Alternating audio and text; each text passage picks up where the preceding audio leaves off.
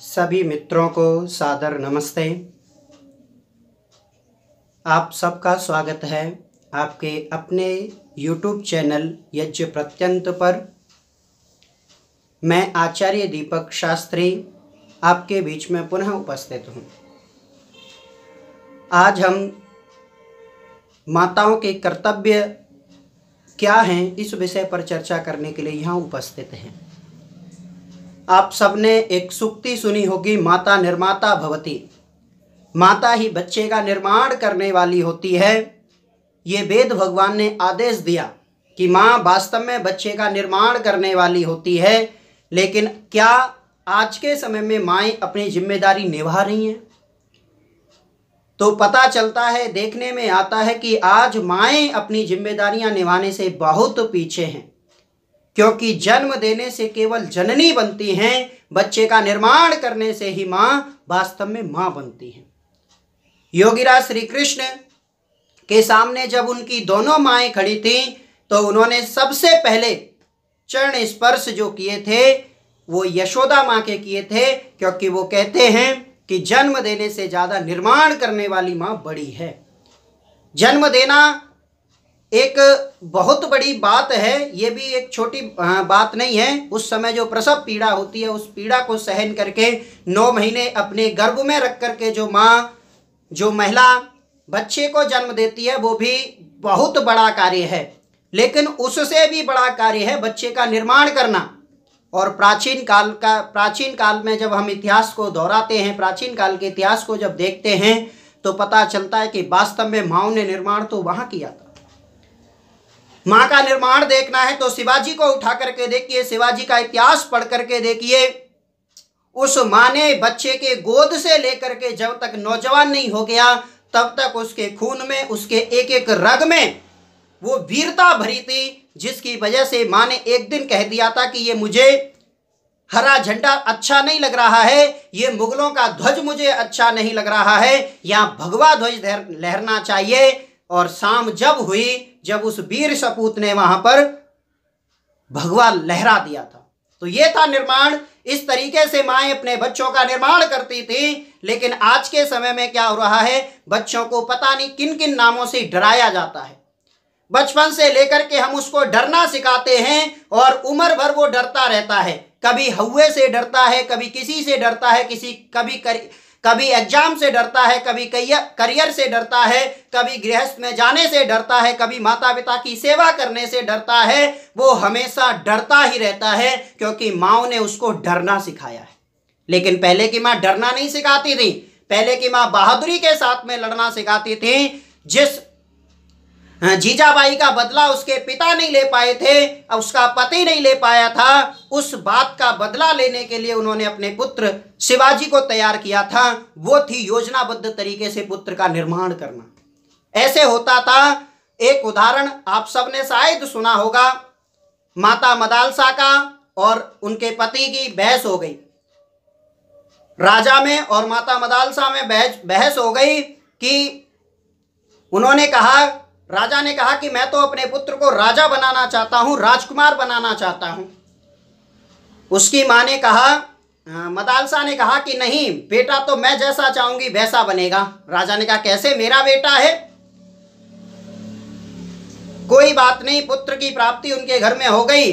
अब माँ उस बच्चे के निर्माण में लग गई, उसे अध्यात्म बैराग की कहानियां सुनाने लगी। सारे कमरे में बैरागियों के फोटो लगा लिए, चित्र लगा लिए और साधु सन्यासियों की कथाएं सुनाने लगी। परमपिता परमात्मा की तरफ उसका रुझान ऐसा कर दिया कि वो बड़ा हुआ और जंगल की तरफ चल दिया। फिर राजा ने कहा कोई बात नहीं, एक बेटा चला गया, दूसरा बेटा मेरा पुत्र बनेगा, मेरा उत्तराधिकारी बनेगा। उसने कहा उसे भी देख लो। इस प्रकार से 3 पुत्र उनके घर में आए और तीनों ही पुत्र जंगल की तरफ विदा हो गए, जंगल की तरफ चले गए। अंत में राजा हाथ जोड़ करके माता मदालसा के पास में आया कि महारानी, हे देवी, मैं आपसे हार गया, मेरा एक उत्तराधिकारी भी मुझे दे दो। मेरे बाद इस राज्य को कौन संभालेगा, इस बात की चिंता मुझे सताए रही है, इसलिए एक उत्तराधिकारी मैं आपसे चाहता हूं। तो माता मदालसा कहती है बोलो हार गए। तब राजा ने कहा देवी हार गया। वास्तव में बच्चे का निर्माण जो करने का कार्य है वो माँ के हाथ में है। माँ का बनाया हुआ संसार में कोई नहीं बिगाड़ सकता और माँ का बिगड़ा हुआ बच्चा संसार में कोई नहीं बना सकता है। ये शास्त्रकारों ने बात कही है। और शास्त्रकार जब विद्वान जब कोई बात कहा करते हैं, समाज का प्रबुद्ध वर्ग कोई यदि बात कहता है तो वो कुछ तथ्यों पर होती है, अपवाद की बात अलग है। लेकिन प्रायः ऐसा देखने को मिलता है कि माँ के द्वारा यदि बच्चे का निर्माण अच्छी प्रकार से किया गया है तो संसार में कोई भी व्यक्ति उस बेटे का या बेटी का किसी भी प्रकार से उसको बिगाड़ नहीं सकता है। और यदि माँ ने उन पर ध्यान नहीं दिया है तो संसार का कोई भी अध्यापक, कोई भी समाज उस बच्चे को सुधार नहीं सकता है। तो देवी ने कहा, माता मदालसा ने कहा, बोलो राजन हार गए? तो राजन ने कहा, हाँ जी मैं हार गया हूं, लेकिन मुझे एक राजकुमार की आवश्यकता है। मैं चाहता हूं मेरे बाद मेरे जैसा एक वीर राजा इस संसार में आए जिससे प्रजाओं का भला अच्छी प्रकार से कर सके, मेरे राज्य को सुरक्षित रख सके।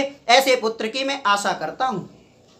तब माता मदालसा ने कहा, चिंता मत करिए, अगला पुत्र आपका जैसा आप चाहते हैं वैसा बनेगा। उसने कहा, वो कैसे? कि बस आप देखते रहिए। बस पुत्र उनके घर में पुनः प्राप्त हुआ और उन्होंने अपने घर की सारी स्थिति बदल दी।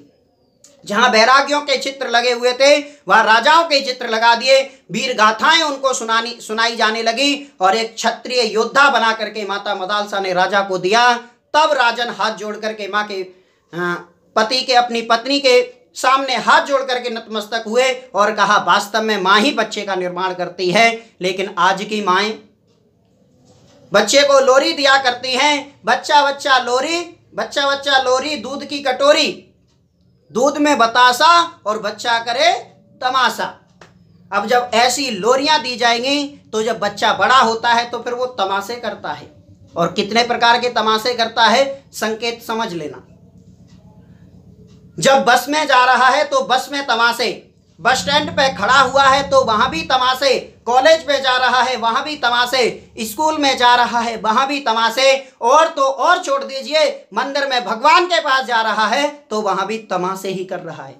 वहां भी उसका ध्यान मंदिर की तरफ नहीं है, वहां भी किसी और तरफ ही उसका ध्यान है। तो ये कमी जो है वो माताओं की है। इसलिए माओ को अपने बच्चों का निर्माण करने में समय लगाने की आवश्यकता है, बच्चों को बनाने की आवश्यकता है। आज हम रुपए पैसे में ऐसे फंस करके रह गए हैं कि बच्चों का निर्माण करना भूल जाते हैं। माएं जॉब करती हैं तो बच्चों के लिए जो समय माओं को देना चाहिए था वो बिल्कुल नहीं दे पाते हैं।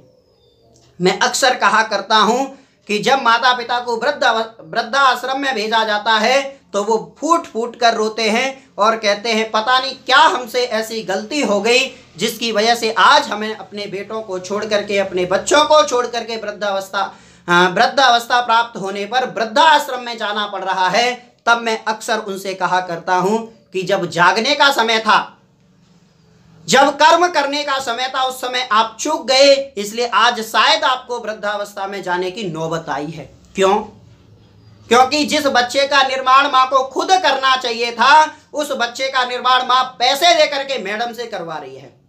तो क्या बेटा इतना गरीब है, बेटे के पास इतने पैसे नहीं है कि वो आपकी पैसे देकर के सेवा करवाए? क्योंकि वृद्धाश्रम में भी तो आपकी सेवा हो रही है और उसके पैसे बेटा दे रहा है। तो सीधी सी बात है कि आप यदि उस अपने बच्चे का जो निर्माण है वो यदि प्राइवेट स्कूल या मैडम से करवा सकते हैं तो बच्चे भी ऐसे ही आएंगे, वो भी आपका पालन पोषण, भविष्य का जो सहारा, बुढ़ापे का जो सहारा बनेगा वो भी पैसों से खरीदा हुआ व्यक्ति बनेगा। आपका बेटा आपको सहारा देने वाला नहीं है।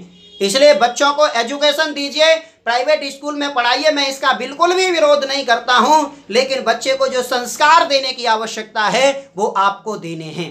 यदि आपने समय रहते वो संस्कार बच्चों को दे दिए तो आपको बुढ़ापे में रोने की आवश्यकता नहीं पड़ेगी। क्योंकि कहा भी है, पुत्र सुपुत्र तो क्यों धन संचय, पुत्र सुपुत्र तो क्यों धन संचय, पुत्र कुपुत्र तो क्यों धन संचय। यानी पुत्र सुपुत्र है तो भी आपको धन इकट्ठा करने की आवश्यकता नहीं है, क्योंकि वो सुपुत्र है, वो बड़ा होकर के बहुत सारा पैसा कमा लेगा। और यदि कुपुत्र है, कुपात्र है, बुरा है तो भी आपको पैसा कमाने की आवश्यकता नहीं है, क्योंकि वो कुछ ही समय में आपके सारे पैसे को बर्बाद कर देगा। इसलिए पैसे से ज़्यादा अहमियत अपने बच्चों को देने की आवश्यकता है। अपने करियर, अपने व्यक्तिगत स्वार्थ से ज़्यादा यदि किसी को समय देने की आवश्यकता है तो अपने बच्चों को समय देने की आवश्यकता है। और ये लॉकडाउन का जो समय चल रहा है या इस समय कोरोना जैसी महामारी का जो समय चल रहा है, उस समय आप अपने बच्चों का भली प्रकार से निर्माण कर सकते हैं। माएँ अपने बच्चों को ऐसे ज्ञान दे सकती हैं या ऐसा उन्हें संस्कार दे सकती हैं जिससे कि वो बड़े होकर के अपने बड़े बूढ़ों का और अपने आयु वर्ग के लोगों का सम्मान कर सके, क्योंकि बच्चे बातों से ज़्यादा देख करके सीखते हैं। जैसा माँ और पिता व्यवहार कर रहे हैं, उस व्यवहार को वो यूं के यूं ही अपने जीवन में धारण करना चाहते हैं।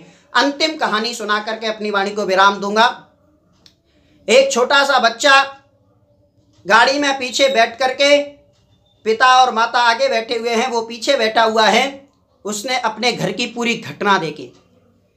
घटना ये थी कि उन तीनों को, यानी बेटे को और पति और पत्नी को, तीनों को पार्टी में जाना था, लेकिन घर में एक बूढ़ी माँ और थी।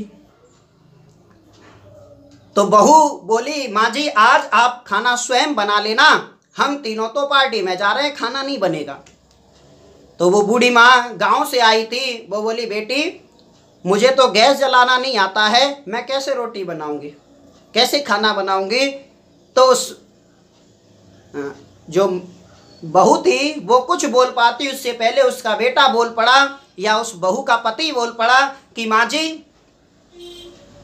कोई बात नहीं, यदि आपको खाना बनाना नहीं आता है तो आप पास वाले मंदिर में चले जाइए, वहाँ सत्संग चल रहा है, कथा चल रही है, सत्संग सुनिए और सत्संग सुनने के बाद वहीं पर भंडारा भी है, आप भोजन करके आ जाना और आराम से सो जाना, हम थोड़े से लेट आएंगे। बेटे की बात सुनी, माँ अपने जो धोती पहनी हुई थी पुरानी सी, उस धोती को समेटती हुई मंदिर की तरफ चल देती है। जब ये सारी घटना बेटे ने देखी तो बेटा पीछे की सीट से, बीच में जो सीटों में जगह होती है वहां अपने सर को फंसा करके कहता है, माँ मैं भी बड़ा होकर के अपना घर मंदिर के पास बनवाऊंगा। अब माँ बोली, देखिए मेरा बेटा कितना संस्कारी है, बड़ा होकर के भी मंदिर के पास घर बनवाएगा जिससे कि रोज मंदिर जा सके। तब बेटे ने कहा, नहीं माँ, रोज मंदिर जा सकूं इसलिए घर नहीं मंदिर के पास बनवाऊंगा। फिर माँ ने पूछा, फिर? तब वो बेटा कहता है कि मंदिर के पास घर मैं इसलिए बनवाऊंगा क्योंकि माँ कल को जब मैं बड़ा आदमी बन जाऊंगा तो मुझे और मेरी बीवी, मेरे बच्चों को भी पार्टी में जाना होगा, तो मैं नहीं चाहता कि मेरी माँ दूर के मंदिर में जाकर के भोजन ग्रहण करे। मैं नहीं चाहता कि मेरी माँ मंदिर में, दूर वाले मंदिर में जाकर के भोजन ग्रहण करे या भंडारा खाने जाए। तो बच्चे को नहीं पता कि ये क्या सही है और क्या गलत है। बच्चे ने देखा कि उसकी दादी भी भंडारे में जा रही है तो मेरी माँ भी भंडारे में भोजन करेगी। अब डिपेंड करता है कि आपको अपने बच्चों को देना क्या है। यदि आप अपने सास ससुर की सेवा अच्छी प्रकार से कर रहे हैं तो बेटा बड़ा होकर के अपनी आपकी सेवा बहुत अच्छी प्रकार से करेगा, और यदि आपने उनकी सेवा नहीं की है तो कभी आशा मत करना कि मेरा बेटा या मेरी बेटी मेरी बात सुने। ये संसार एक गोल पृथ्वी है, जैसे कहा भी जाता है कि गोल है संसार, घूम करके वही आता है जो हम समाज में देते हैं। तो जैसा आप परोसते जा रहे हैं वैसा मिलेगा। इसलिए वेद की वो बात सुनने की आवश्यकता है, माता निर्माता भवति, माता ही वास्तव में बच्चे का निर्माण करने वाली होती है। माओ को जागने की आवश्यकता है। आज समाज में जो दुराचार, दुष्टाचार फैला हुआ है उसकी जिम्मेदार कहीं ना कहीं माएँ हैं, क्योंकि माओ ने संस्कार देने बंद कर दिए हैं। माओ के संस्कार जब दिए जाते थे उस समय किसी भी प्रकार का ऐसी अराजकता नहीं फैलती थी। तो सभी माओ से मेरा निवेदन है कि अपने बच्चों के निर्माण में समय लगाएं, अपने बच्चों को बना करके, सुयोग्य बना करके एक सुयोग्य समाज की स्थापना करें। सभी माताओं बहनों से मेरा निवेदन है। आप सब लोगों को बहुत बहुत धन्यवाद। हमारे चैनल पर यदि आप नए हैं तो हमारे चैनल को सब्सक्राइब कर लीजिए, बेल आइकन बटन दबाइए जिससे कि नए वीडियो का नोटिफिकेशन आपको मिल सके। लाइक करिए, शेयर करिए। आप सब लोगों का बहुत बहुत धन्यवाद।